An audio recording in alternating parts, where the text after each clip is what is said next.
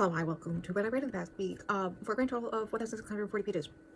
We're very happy. And 31.5 hours. I say that, but 800 plus pages is one book that I've been reading for just over a year. So that's inaccurate. That was only 100 pages that week, but that's how I do the math, so whatever.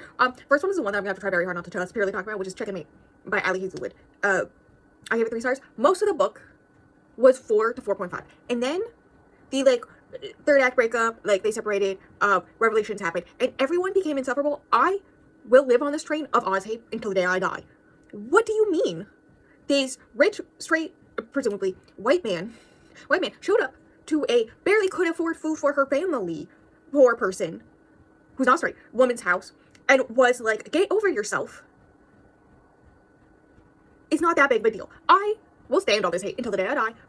3 stars. And then this Game of Thrones. I read Game of Thrones. I finished Game of Thrones finally. It took me just over a year. 4.5 stars. The whole series is getting its own dedicated vlog, so I don't want to go in depth about it. Just know that I did really like it.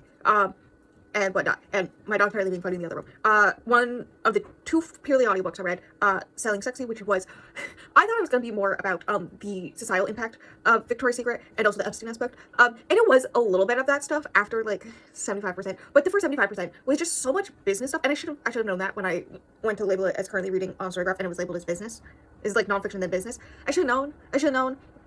That stuff I don't care about. So I was like, yeah, that makes sense for 20% of the book to give me background info, but not the majority of the book.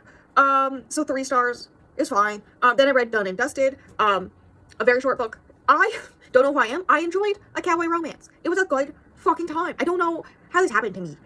3.5 stars. I get it. I added the next one to my TBR. The second one is the one I'm most likely to not like, in all honesty, because I think to like them, it has to be tropes and other aspects of romance I like in the cowboy romance, and then the cowboy romance can just be a side thing that I don't care about, or generally don't like. Then I read 22% of Whale Fall before I DNF'd it. It was not good. I should have known when I turned the first page, and the 18-ish-year-old male main character said, I don't believe in therapy.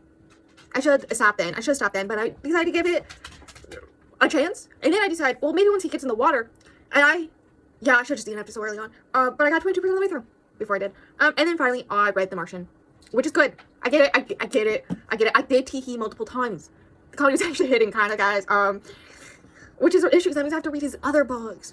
So annoying. Anyways, also the audiobook's really good. I didn't bring that up in the vlog that's in, but the audiobook's spectacular.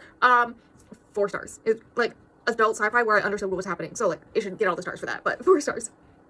And that is it. That is all you'll see of these for a month. Because there's a big project happening. But until the next one of these, in multiple weeks from now.